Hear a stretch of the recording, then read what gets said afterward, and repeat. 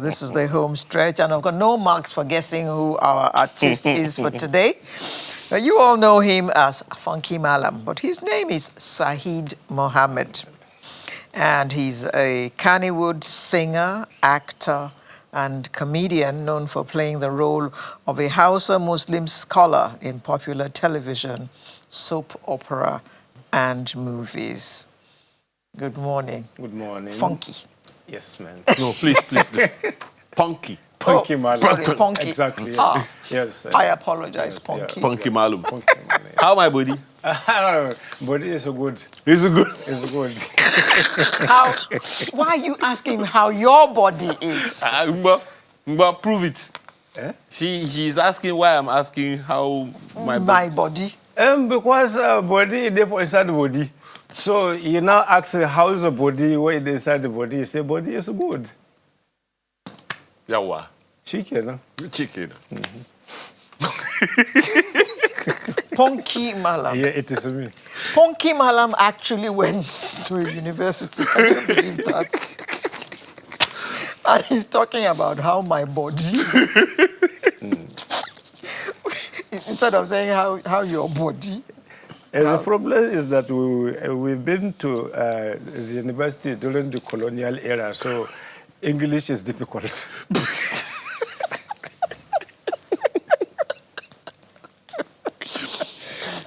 Thanks for coming.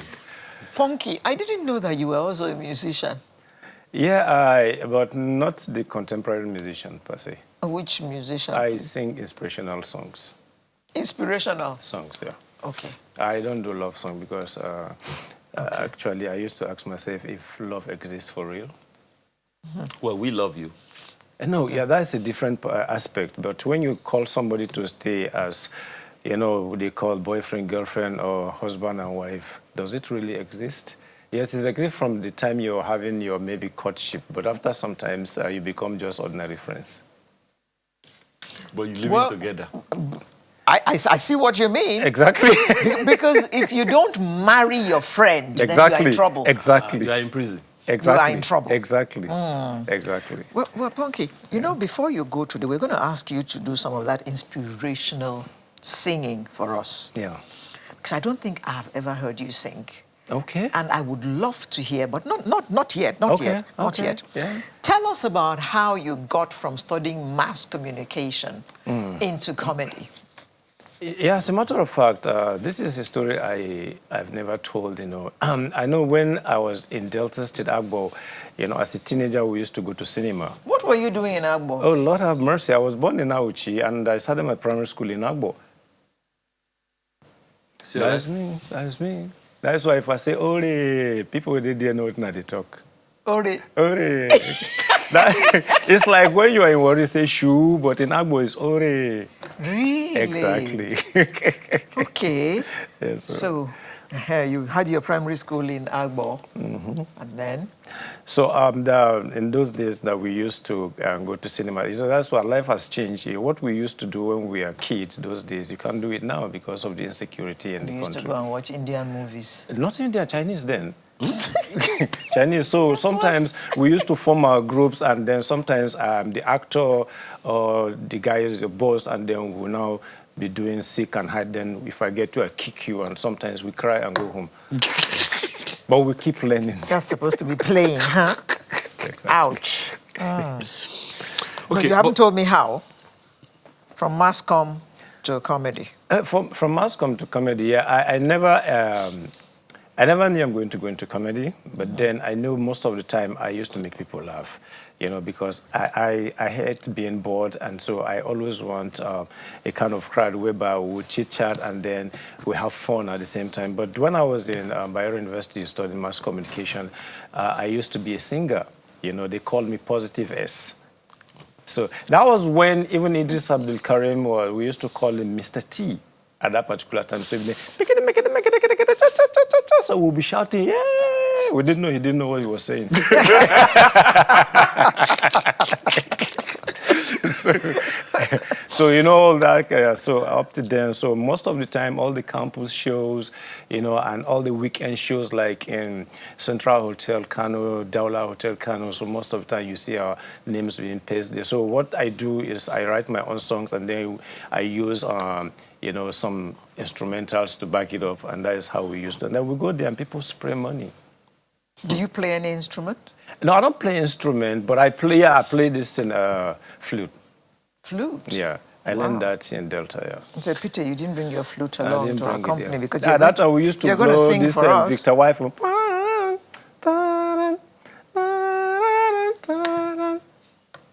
So you know that kind of thing. So even in school, when I was in primary school, I was one of the band boys. But I played the flute also. So I can play all these things. Where and when did the term Funky Malam come from? Well, that was when I came to Lagos, and then I came up that Funky Malam. I didn't even give myself Funky Malam. That was a name generated by the people around me, because most of the time I am always in my jeans and t-shirt and canvas and pickup most of the time, which that is me right from the beginning. So I now find that people will now see me and say, you're a Hausa man, I look at you dressing, they say, so you're a Funky Malam. So that was how the whole thing started. So that was the whole thing started. So they get to a point, I really want to bring out my name, Said Mohammed, even entertain so that people, but I now found out that people giving me job, you know, as to anchor their events actually told me that it cannot work because their client knows me as Funky Malam. Funky Malam. I said, okay, let me keep the brand name. It's like you have a choice. I don't have a choice. Exactly. Now, Funky Malam. How did the entertainment start from you? You've told us that you used to sing, and then at what point did comedy come in? At what point did acting come in? Okay, fine. When I came to Lagos, I came with my script because after schooling, I stayed in Port Harcourt before I go back to school. You have been everywhere. Around Nigeria. I worked as private transporter in Port Harcourt for 3 years before I got admission in Bayero University. And when I finished, and I came back to Port Harcourt. So what do you mean private transporter? Yeah, when I work under a private company that actually they have allocation of fertilizer to other states. So I work under one other company over there. So we are the people taking getting the ATL and some other things, you know, and then load our trucks and send them to different destinations. Okay. Exactly. So I was so lucky I did not allow the money incident to capture my interest at that particular time because I was eager to go back to school. Yeah. So, but then when I finished and I had to come back to Port Harcourt, I was looking for a job, and I had an uncle who actually wants to get me a job with Saifen Company at that particular time, but I was interested more in entertainment because I was even writing the script. So one of my cousins said, just go to Lagos. And that was how I came to Lagos, and I was going around.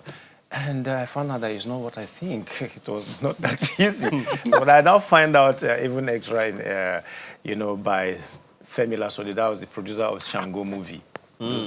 So he now saw my script and said, this is a very nice one. But he said he doesn't do glamour movies. He's into epics. So, but then he knew that I have the potential. So I should just keep hanging around. That one day we're going to work. And that was how he featured me in my debut sitcom called Paradise Park.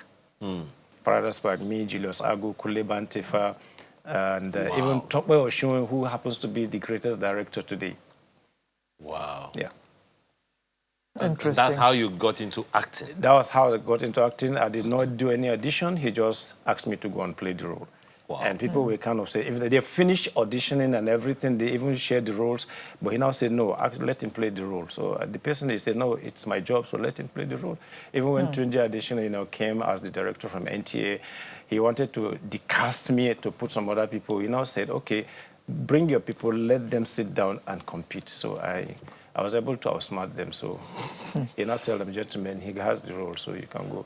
So that was how we started the whole thing. And after some times, when we started this, then I was invited by one of the staff in NTA, and they gave me a slot to start presenting Laugh Line. That Alan Blow started Laugh Line with Oke Bakassi, and then Julius Agu, and then, and I had the opportunity to be one of them. And after some time, they changed it to Humor on Ice, and I was given a particular slot also every week to come with jokes, and then we talk so many things. That was during Ben Bruce, and since we brought NTA back to life at that particular time because we put a lot of humor Now, is this the same clip?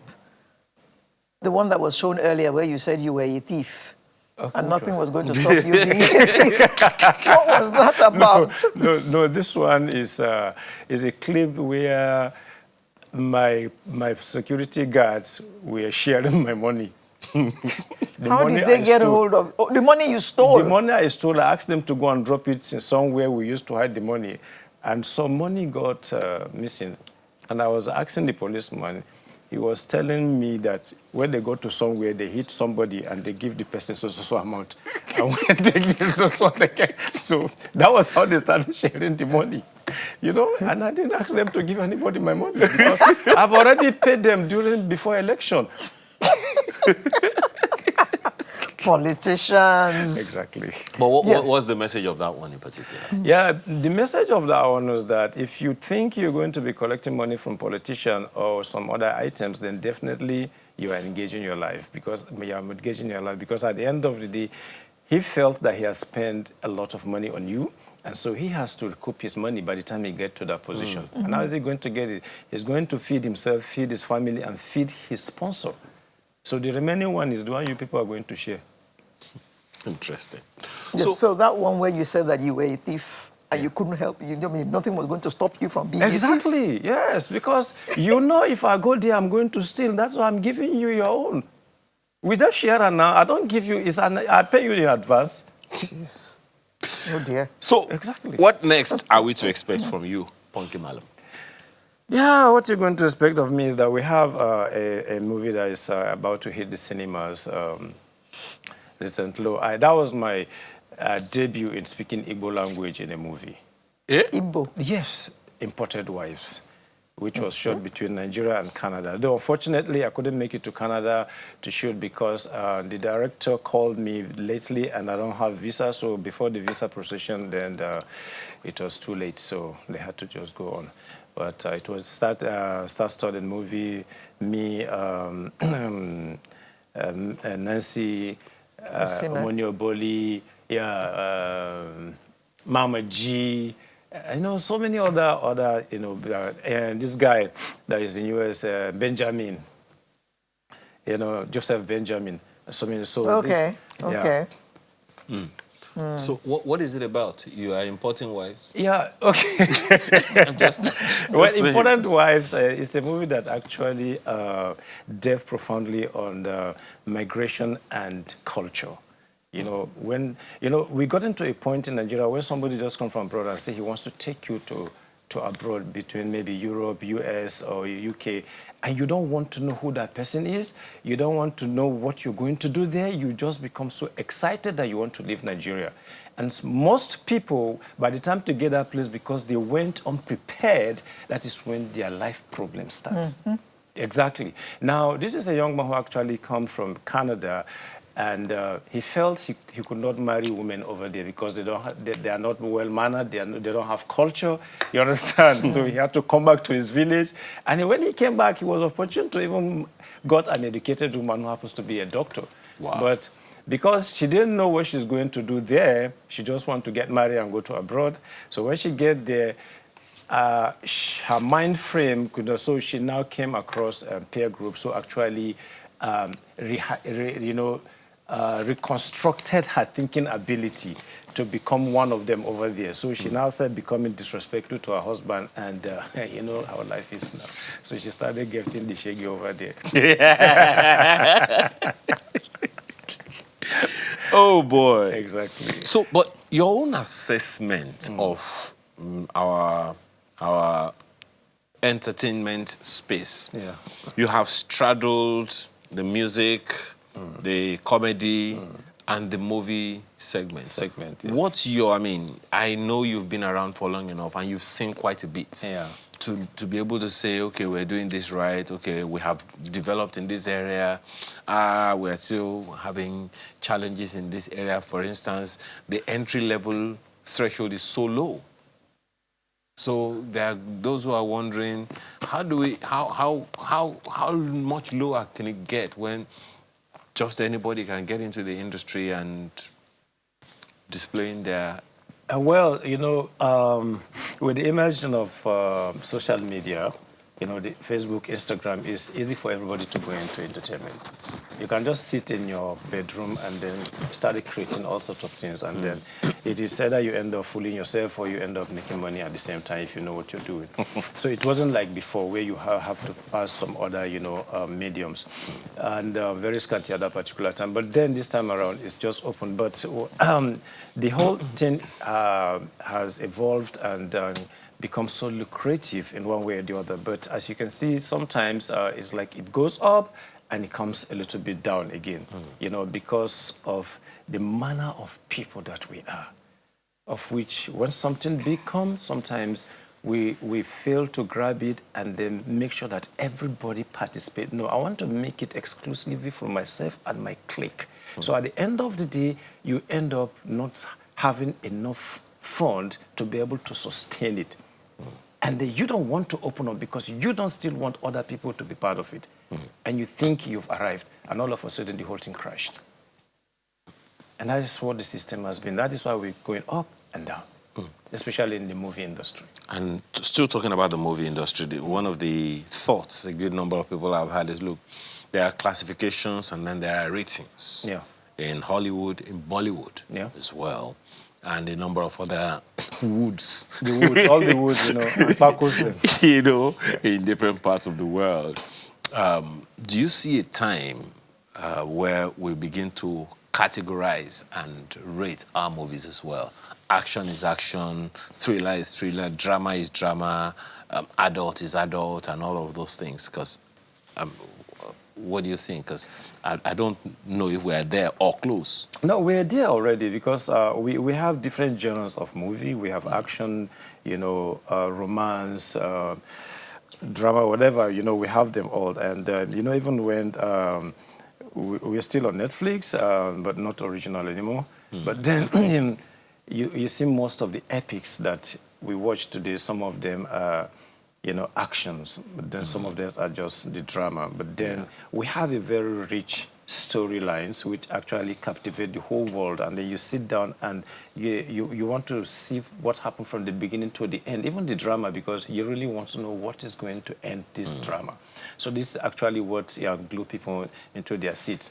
And then when the action comes, you now find out that, so where did we get all this kind of softwares that we're getting these things today? Because with scanty resources, we can still achieve something big at the same time. Quite significant. Exactly. So this is actually what is getting us, to the global arena today. So what category would you be putting these imported wives? This imported wife is a comedy drama. It's a comedy drama. Exactly. No. If you are in it, if you are in it.